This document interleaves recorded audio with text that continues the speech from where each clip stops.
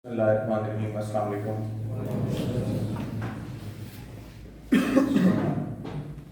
The relation between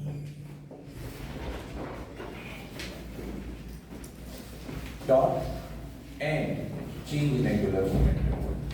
In other words, this is Newton second law for angular motion.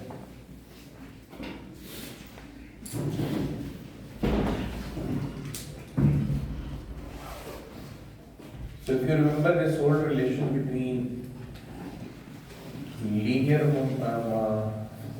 force F and change in angular momentum, so force is the time rate of change of linear momentum. ठीक है, अब अगर इसी को आप दोनों तरफ r से मल्टीप्लाई कर दो, so what you get, r into f becomes torque and r into p becomes angular momentum. So you get torque as the rate of change of angular momentum. Just like Newton's second law for linear motion, force is the rate of change of linear momentum, torque is the rate of change of angular momentum. ठीक है? Now अगर हम conservation को target करें तो यहाँ से किया जा सकता है conservation of angular momentum.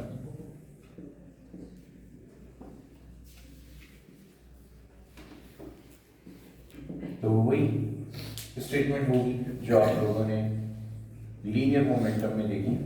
Just like that, for an isolated system, the total angular momentum of the system remains constant. Yes, for an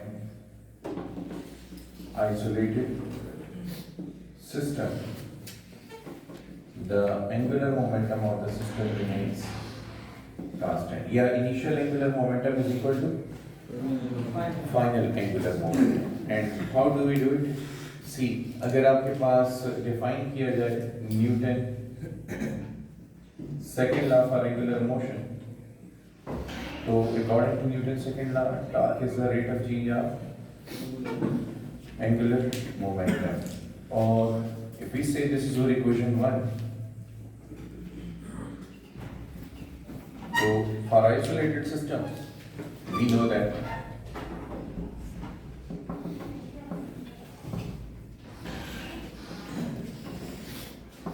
the torque is 0. Isolated system पर कोई एक्सटर्नल फोर्सेस नहीं होती, ठीक है, तो टॉर्क भी नहीं होगी क्योंकि ये रोटेशनल फोर्स है. तो अगर टॉर्क 0 है तो फिर equation 1 implies that 0 is equal to delta L upon delta T. ठीक है, this into this term becomes, so you get change in angular momentum being 0. A change means final minus this negative. अगर substitute हो जाए becomes positive, which means that initial angular momentum is equal to, which means angular momentum is constant. ठीक है, तो ये साबित हुआ जो हमने यहाँ पे मेंशन किया था कि आइसोलेटेड सिस्टम के लिए हमने बताया यहाँ पे आइसोलेटेड सिस्टम के लिए एंगुलर मोमेंटम क्या होगा. तो आइसोलेटेड सिस्टम पे कोई डाउट नहीं है, आप देख लो एंगुलर मोमेंटम कांस्टेंट है. ठीक है, इसकी बहुत सी एप्लीकेशंस हैं.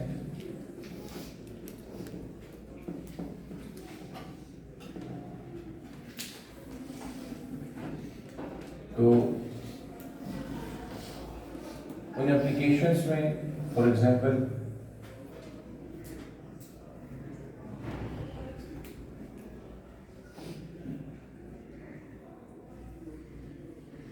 if you like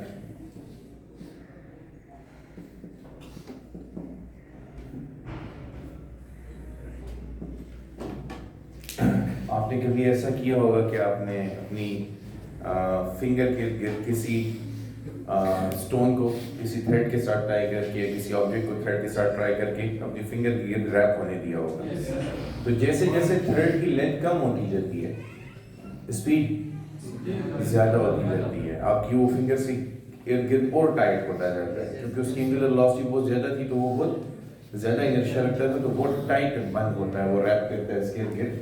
तो यही मैं यहाँ पे अब शो दूंगा कि फर्ज कीजिए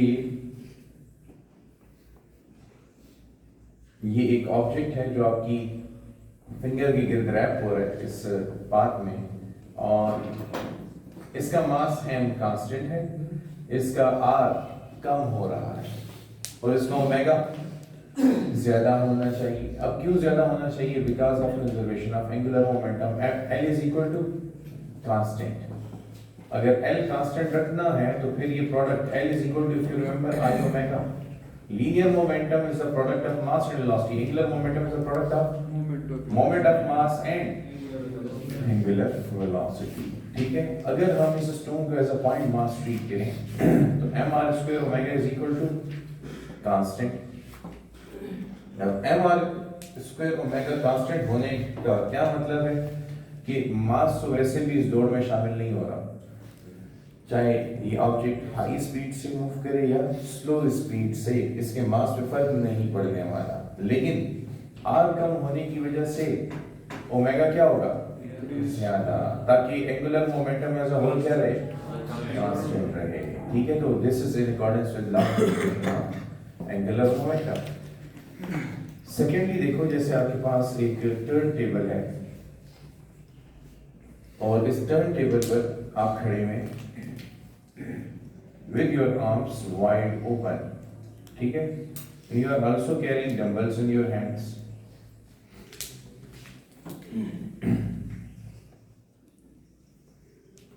अच्छा, इस सिस्टम की जो इनिशियल एंगुलर वेलोसिटी है फर्ज कीजिए वो ओमेगा है और ये एंटी क्लॉकवाइज सेंस में रोटेट कर रहा है। ठीक है, अब मुझे एक बात बताएं, अगर ये अपने हैंड्स को यूं, आर्म्स को यूं क्लोज कर ले टुवर्ड्स द चेस्ट, तो इसके मास पे कोई फर्क पड़ेगा? आर पे फर्क पड़ेगा? मास डिस्ट्रीब्यूशन, पहले mass distribution axis of rotation से बहुत दूर थी और इसका एक्सेस ऑफ रोटेशन इसके अंदर से ही पास हो रहा है फ्रॉम दिस रीजन, ये इसका एक्सेस ऑफ रोटेशन है सिस्टम का। तो पहले मास डिस्ट्रीब्यूशन ज्यादा थी, अब मास डिस्ट्रीब्यूशन कम। मास डिस्ट्रीब्यूशन कम होने की वजह से क्या होगा? r कम होगा तो omega, again the same equation, r कम होगा तो ओमेगा ज्यादा होगा, तो इसकी एंगुलर वेलोसिटी इंक्रीज हो जाएगी। ठीक है, सिमिलरली आपके पास जिम्नास्ट होते हैं, तो what do they? These gymnast, यहाँ पे बहुत बड़ा मोल्डी फॉर्म पड़ा हुआ है, ठीक है, सेफ्टी पर्पसेस के लिए कि जिम्नास्ट लैंड करेगा तो इसी पे लैंड करेगा, बैक साइड में भी इसी तरह अवेलेबल है ये फॉर्म्स सेफ्टी रीजंस के लिए। तो फर्स्ट कीजिए आप खुद ही यहाँ पे हैंग कर रहे हैं, ठीक है, आप यहाँ पे हैंग कर रहे हो। अब जब ये यूं हैंग कर रहा है इस तरह, ठीक है, तो पहले तो ये अपने आप को पेंडुलम की तरह ऑसिलेटरी मोशन इम्पार्ट करेगा। ठीक है, जब ये ऑसिलेटरी मोशन इम्पार्ट करेगा तो देखो एक एक्सट्रीम पे आने के बाद ये हाथ छोड़ देगा, एक एक्सट्रीम पर पहुंचने के बाद जब ये हाथ छोड़ेगा तो फिर ये अपनी बॉडी को क्लोज करेगा। कैसे क्लोज करेगा? Let me show you in the diagram. ये जिस पॉइंट पर हाथ छोड़ेगा उस पॉइंट पर ये अपनी लेग्स को बेंड कर लेगा, हाथों को भी अपनी बॉडी के बिल्कुल करीब रखेगा। तो अब पहले इसकी मास डिस्ट्रीब्यूशन ज्यादा थी, अब इसकी मास डिस्ट्रीब्यूशन कम है। तो जब ये अपने आप को इस पॉइंट पे आके रिलीज करेगा तो रिलीज करने के बाद इसको क्या मिल जाएगा? एंगुलर वेलोसिटी मिलेगी। क्यों एंगुलर वेलोसिटी मिलेगी? कि अगेन इसका आर क्या हो गया? कम। तो अब एंगुलर मोमेंटम को कांस्टेंट रखने के लिए इसका ओमेगा, तो ये हवा में 2-3 फ्लिप्स कर पाएगा, समरसॉल्ट्स कर पाएगा और उसके बाद ये आके यहाँ पे लैंड कर जाएगा। ठीक है, तो this again is happening in accordance with law of conservation of angular momentum. Similarly diving board से जब जंप करते हैं डाइवर्स, तो देखिए ये भागते भागते आते हैं, अभी की मास डिस्ट्रीब्यूशन बहुत ज्यादा है, ये भी जब जंप करेगा तो जंप करने से पहले ये क्या करेगा? अपनी मास डिस्ट्रीब्यूशन को कम करेगा। मास डिस्ट्रीब्यूशन कम करने की वजह से क्या होगा? मास डिस्ट्रीब्यूशन कम करने की वजह से इसका आर कम हो जाएगा, तो इसको ओमेगा ज्यादा हो जाएगा। समझ आई नहीं है? अच्छा, फिफ्थ एप्लीकेशन देखो, एक ट्रैक्टर का बड़ा टायर आराम आराम से जा रहा है और छोटा टायर भाग रहा है, ये क्यों? एग्जैक्टली। अगर ये एक ट्रैक्टर वगैरह या ये कोई बस नहीं हो सकती यार, बस में ऐसा नहीं होता, ठीक है। This is a tractor. इस ट्रैक्टर्स में ये होता है कि पिछले टायर्स होते हैं बहुत बड़े होते हैं और आगे वाले टायर छोटे होते हैं। अब दोनों का एंगुलर मोमेंटम सेम है, इसका एंगुलर मोमेंटम इसके एंगुलर मोमेंटम के बराबर है, लेकिन इसका मास ज्यादा, इसका रेडियस भी, तो इसका ओमेगा कम होगा, इसका मास कम, इसका रेडियस भी, तो इसका ओमेगा, तो प्रोडक्ट कांस्टेंट रहना चाहिए ना। तो दोबारा देखो, इसका मास भी ज्यादा, इसका रेडियस भी ज्यादा, इसका मास भी कम, इसका रेडियस भी कम, तो अब दोनों का एंगुलर मोमेंटम कांस्टेंट रखने के लिए ओमेगा को कुर्बानी देनी पड़ेगी। तो बड़े टायर की एंगुलर वेलोसिटी कम होगी और छोटे टायर की एंगुलर वेलोसिटी ज्यादा होगी, ताकि प्रोडक्ट क्या रहे, कांस्टेंट रहे, ठीक है। दिस इज अगेन, ये लीनियर मोमेंटम में भी शायद मैंने आप लोगों को बताया था कि लीनियर मोमेंटम कंजर्व करने के लिए ये आदमी है, इसके साथ इसका बच्चा जो है, छोटा बच्चा वॉक कर रहा है, इसका मास, इसका मास। अब अगर दोनों का मोमेंटम सेम रखना है, दोनों का मोमेंटम सेम रखना है, तो दोनों का मोमेंटम सेम रखने के लिए इसकी वेलोसिटी कम होगी, लेकिन ये बच्चे की वेलोसिटी ये तेजी से चल रहा होगा, ठीक है ना। तो this is in accordance with conservation of linear momentum, ऐसा ही होगा। नो सर, क्यों कह रहे हो, कोई शक है? अपने छोटे भाई को, बच्चे तो आपके होंगे नहीं डेफिनेटली अभी, तो अपने छोटे भाई का हाथ पकड़, यस, छोटे भाई का हाथ पकड़ के उसके साथ वॉक करो, तो आप वॉक कर रहे होगे, वो जॉगिंग कर रहा होगा, आप जॉगिंग करोगे तो वो रनिंग शुरू कर देगा। Got my point? Yes sir. जी बेटा।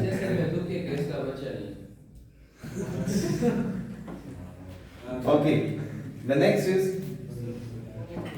इधर देखो, मुझे एक बात बताओ, फर्स्ट करो ये एक बीकर है, थोड़ा सा सर्दी की वजह से इसका तबीयत खराब हो गई थी, हाँ आप ठीक कर देते हैं।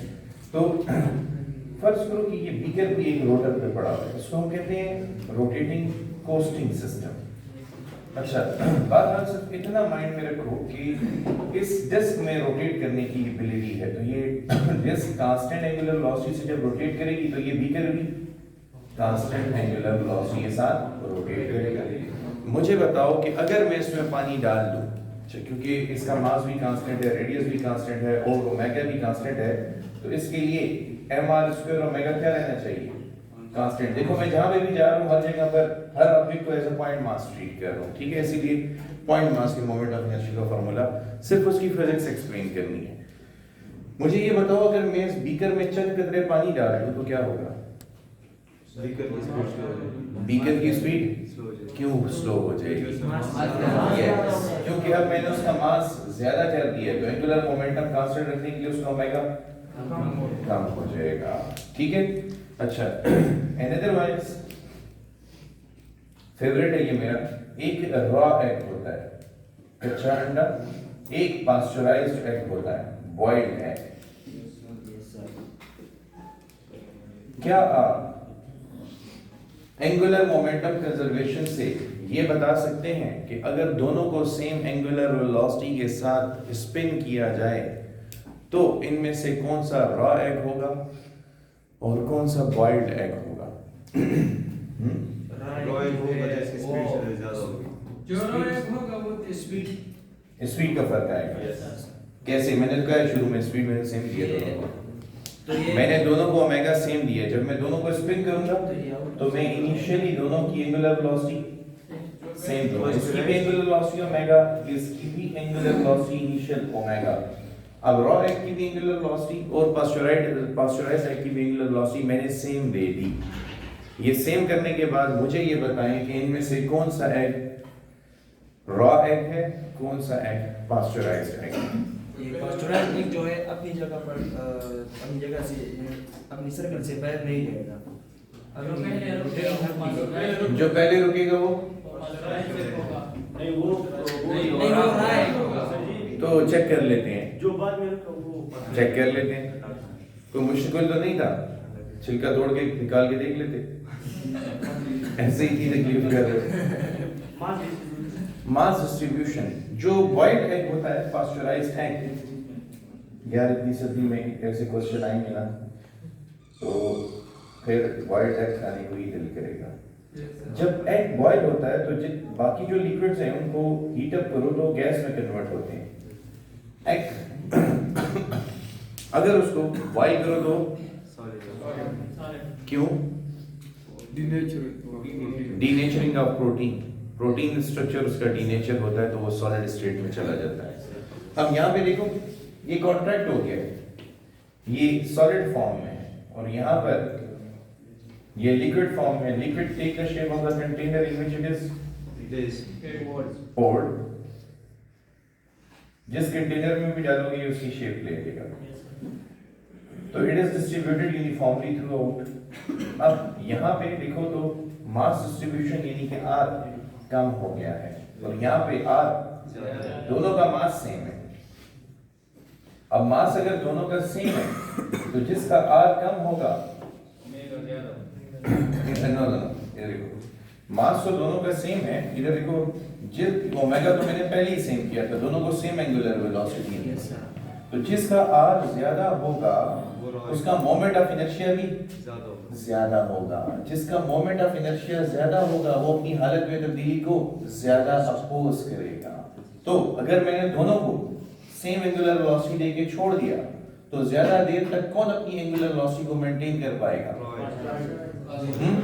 रॉ एग दोबारा देखो मास वैसे भी दोनों का सेम इन दोनों का ओमेगा मैंने सेम किया शुरू में दोनों को सेम ओमेगा दिया अब इसका आर ज्यादा है इसका आर कम है ये कॉन्ट्रैक्ट हो गया है अब इसका आर ज्यादा है तो उसका moment of inertia mr square भी ज्यादा जिसका मोमेंट ऑफ इनर्शिया ज्यादा वो अपनी हालत में तब्दीली को भी ज्यादा अपोज करेगा तो ये चाहेगा कि अपनी एंगुलर वेलोसिटी को या अपने एंगुलर मोमेंटम को मेंटेन करे और ये अपनी हालत में तब्दीली को ज्यादा अपोज नहीं कर सकता क्योंकि इसका मोमेंट ऑफ इनर्शिया कम हो गया है समझ आई कि नहीं आई नतीजा क्या होगा ये पहले रेस्ट पे आएगा और ये बाद में रेस्ट पे आएगा समझ आ गई बात ओके सो